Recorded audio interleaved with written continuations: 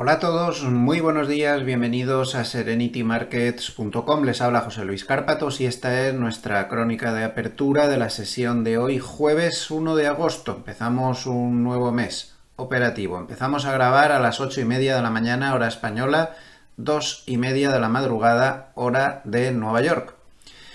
Y a estas horas pues tenemos a los futuros europeos más o menos mixtos. Tenemos al DAX 40 bajando 0,20%, el Eurostoxx 50 subiendo 0,02%, al IBEX 35 bajando 0,17%. Y es que al final ayer ni gran rotación ni gaitas. Ayer volvimos a tener lo de siempre, que es entrada de dinero a mansalva en la alta tecnología, y Europa pues tiene mucha menos tecnología que Estados Unidos. No son esos sus sectores predominantes, los que predominan son otros: automoción, lujo y otras cosas. Por lo tanto, nos lo tomamos de manera más moderada y seguimos en el eterno lateral camino de ninguna parte. En divisas tenemos al yen que no para de mejorar respecto al euro, menos 0,34, aunque el dólar consigue repuntar algo, más 0,19, pero estamos en 150. La caída del dólar contra el yen ha sido extraordinaria en las últimas horas debido a la dureza del Banco Central japonés.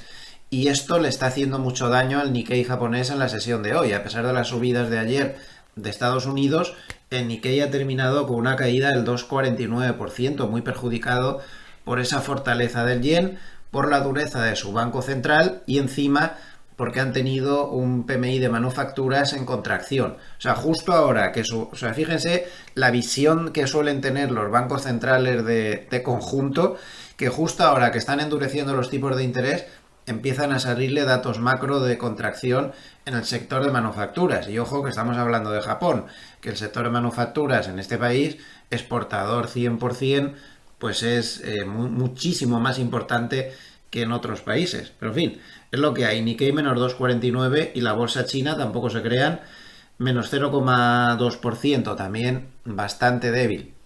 El Bitcoin baja 0,65% hasta 64.205.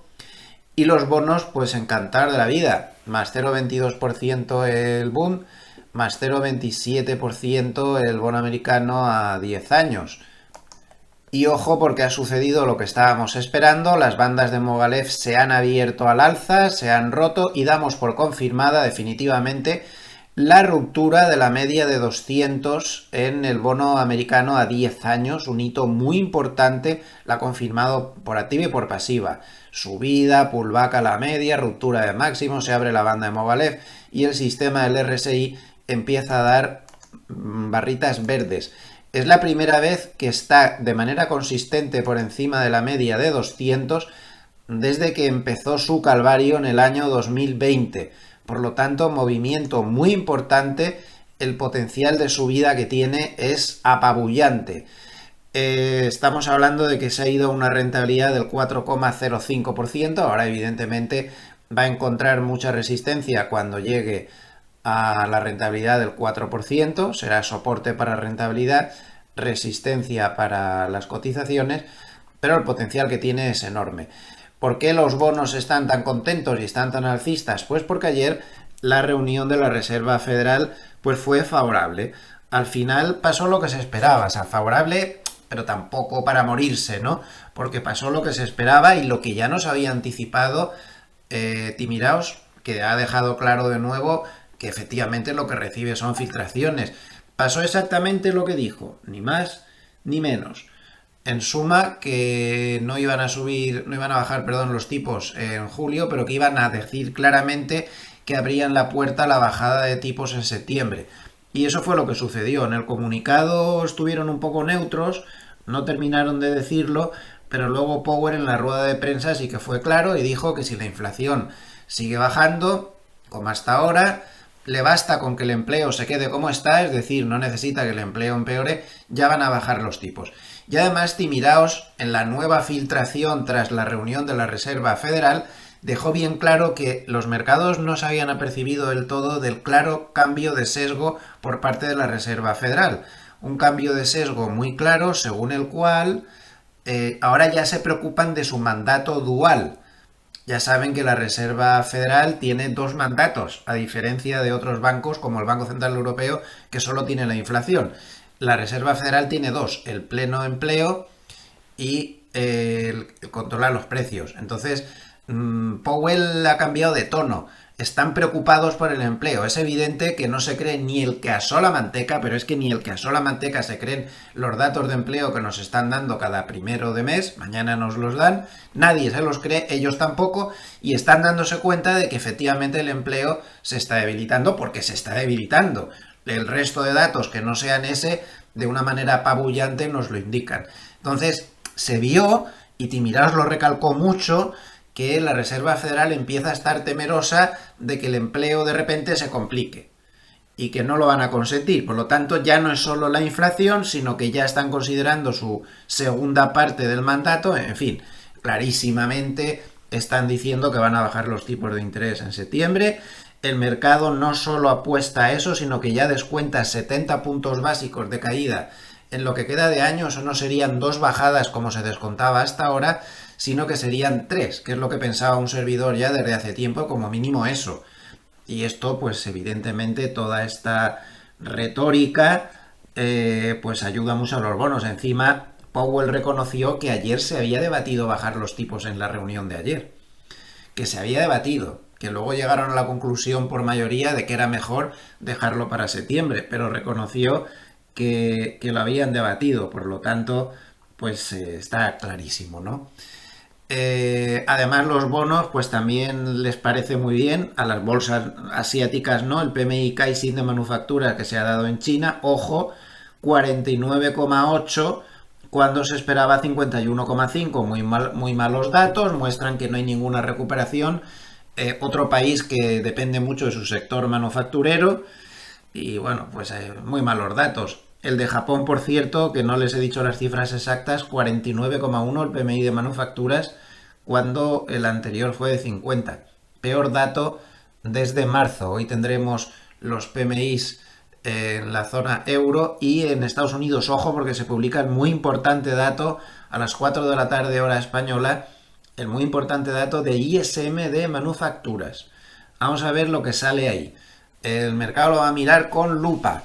No es la parte mayoritaria de la economía de Estados Unidos, es tan solo un 20%, pero suele tener mucha correlación con lo que pasa luego. Así que, ojo, 4 de la tarde, que pueda haber volatilidad tras la publicación.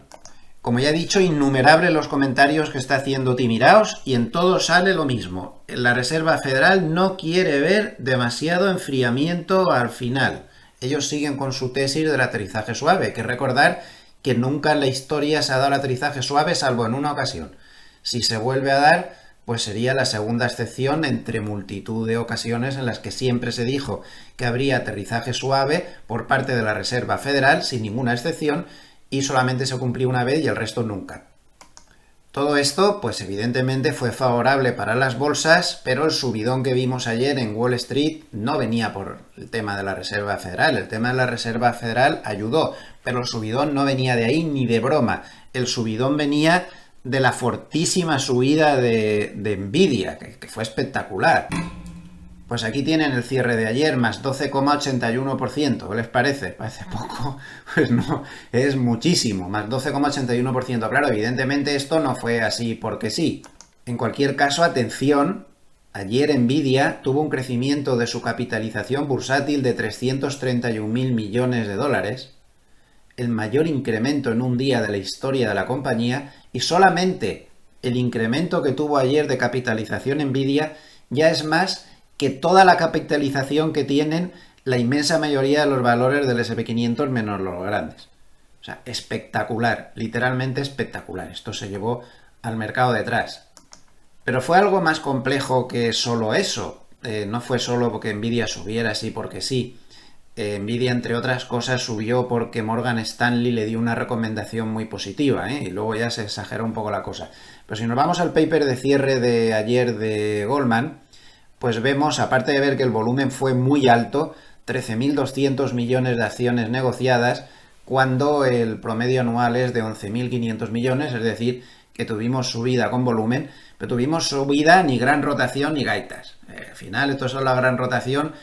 Al final, el dinero, en cuanto se han visto buenos precios, está entrando otra vez en lo de siempre, que es la alta capitalización bursátil, tecnológica. Ya está, estamos otra vez ahí, pero es lo que hay. Muy difícil que eso pinche y el día que pinche ya podemos correr.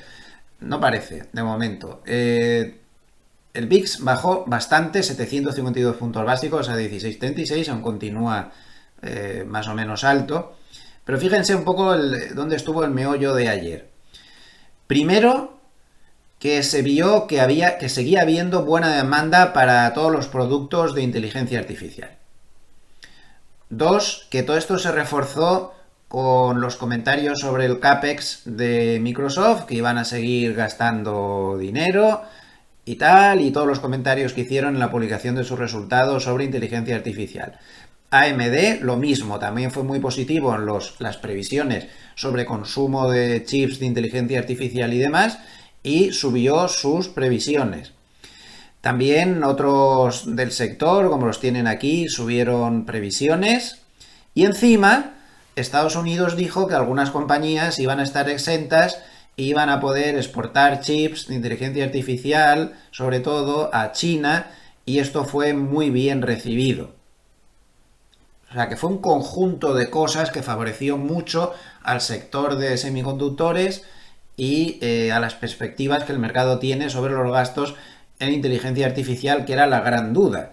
Todo esto parece que se disolvió y de ahí la fortísima subida tecnológica, que fue la causa real de la fuerte subida de Wall Street. Al final el SP500 más 1,58, el Nasdaq más 3% y el Russell se volvió a quedar atrás como en los viejos tiempos con más 0,5%.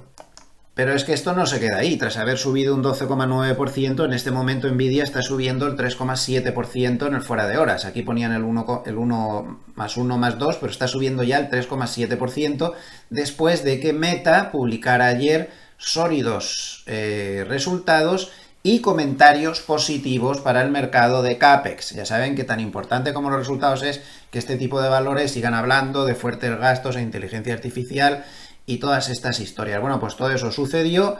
Meta está subiendo en el fuera de horas un 7,17% y Nvidia, en función de esto que ha pasado con Meta, vuelve a subir, como digo, un 3,7% y aquí sigue estando, insisto, y no en la Reserva Federal, la verdadera causa de la subida de ayer.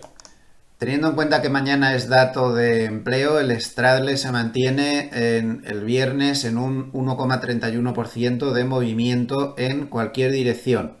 Aquí tienen todos los resultados que se publicaron ayer tras el cierre y cómo se movían los valores en el fuera de horas. Hubo muchísimos. Bien, aclarado todo esto, seguimos con el repaso. Tenemos que los futuros americanos en el Globes vuelven a subir, el SP500 vuelve a subir un 0,49%, el Nasdaq sube 0,70% y el Russell se queda atrás. Estamos como... se acabó la gran rotación. Eso es lo que estamos. Más 0,01% tan solo. El oro sigue aprovechando la debilidad del dólar con el yen y sube 0,70% hasta 2.490 y el petróleo, y esto es un factor muy importante que ayer movió algo de mercado, más 0,82% hasta 78,57. Como ven, ha subido mucho en las últimas horas debido a una noticia que apareció ayer, que cuando apareció hizo daño a las bolsas, sobre todo al Russell, y también hizo subir muy fuertemente al petróleo, que también a su vez se veía muy favorecido porque estaba rebotando sobre la media 200. La noticia fue que el líder iraní ordenaba o autorizaba un ataque directo contra Israel debido a los ataques que a su vez había hecho Israel sobre Irán y Líbano también. Entonces, esta noticia, que volvía a abrir la ventana de que pudiera haber una guerra directa entre Irán e Israel, Irán productor de petróleo, pues puso nervioso a todo el mundo, Y hubo ahí unos momentos en los que el SP500, que estaba subiendo un 2%, llegó a bajar casi un 0,6%, bajó al más 1,4%, aunque hoy parece que la cosa está menos movida a ese respecto, pero no lo olvidemos, porque a mí me parece que es sumamente importante esta noticia. Por si tuviéramos poco, recuerden que hoy publica Amazon, que hoy publica Apple, que hoy publica Intel, entre otros muchos. O sea que seguimos en la semana más importante del verano sin ningún género de duda. Y también, por si fuera poco, hoy también el Banco de Inglaterra se va a reunir y el mercado espera que tenga una bajada de tipos de interés. Habrá que estar atentos por si hubiera alguna sorpresa. Bien, con todo esto, desde el punto de vista técnico han cambiado bastante las cosas. En el gráfico diario se ha conseguido romper la media de 50, se ha escapado ya de la nube, está todo correcto, está todo ok, aunque aún no han aparecido las señales de confirmación del sistema del RSI y estaría justo encima del Kijun, por lo tanto seguiría neutral y en el momento que pasara ya el Kijun pues volvería a estar alcista. Si nos vamos al gráfico de 4 horas, vemos que podría haber aquí un doble suelo con ruptura de la línea clavicular, que las cosas han mejorado muchísimo. Está por encima de la media de 200, ahora mismo estaría realizando un pullback. Si tras el pullback vuelve a romper los máximos, yo ya daría, teniendo en cuenta que las bandas de Mogilev se han abierto hacia arriba, esto era muy importante, pues ya por encima de los máximos daría por roto definitivamente todo y pasaría ya a corto plazo claramente alcista, además teniendo en cuenta que está ya por encima de resistencias cuantitativas importantes, o sea, por encima del máximo del día. Podríamos dar esto por un giro de la situación que se había neutralizado y que pasaría de nuevo a alcista. Pero vamos a dejar que se rompan esos máximos, si es que lo hace. Le damos un vistazo al aspecto cuantitativo, como siempre, con el paper, voy a agrandar, un momento, con el paper de @inversores institucionales. Dice que hubo un cambio de sentimiento. Bueno, por cierto, se me ha olvidado decir que ayer el primer toque de la media de 200 en 4 horas fue saludado con un papelón, como era de esperar. Luego ya durante la noche se ha vuelto a atacar y se ha conseguido pasar. Meta ha colaborado para que vuelva al optimismo, el saldo fue claramente comprador y los niveles clave 5375 soporte cuantitativo, 5575 resistencia cuantitativa. Como vemos, se ha abierto mucho. El escenario principal pues sería una fluctuación entre 5489 y 5575, más o menos ahí. Estamos hablando siempre del spot. Escenario alcista, romper el 5575. Escenario bajista, perder el 5489. Y escenario muy bajista, perder el 5359. En el mapa de los niveles gamma, como vemos, se ha arreglado mucho la situación porque se ha colocado el spot por encima del gran nivel de resistencia, el 5500, que ahora le volvería a actuar de soporte. Por lo tanto, muy bien, pero para que las cosas se calmaran, tendría que pasar por encima del 5550. Cuantitativamente hablando, ya por encima de 5550, todo cambia radicalmente, vuelve la calma absolutamente. Por debajo del 5500 volverían las complicaciones. Tienen todos los datos. Si les ha gustado este vídeo, les agradecería mucho un like o que se suscriban al canal si aún no lo han hecho. A nivel de vídeos personales, pues me despido hasta dentro de unas horas con la crónica de media sesión. Muchísimas gracias a todos los amables escuchantes por estar ahí. Les deseo que pasen una muy buena jornada. Hasta pronto. Gracias.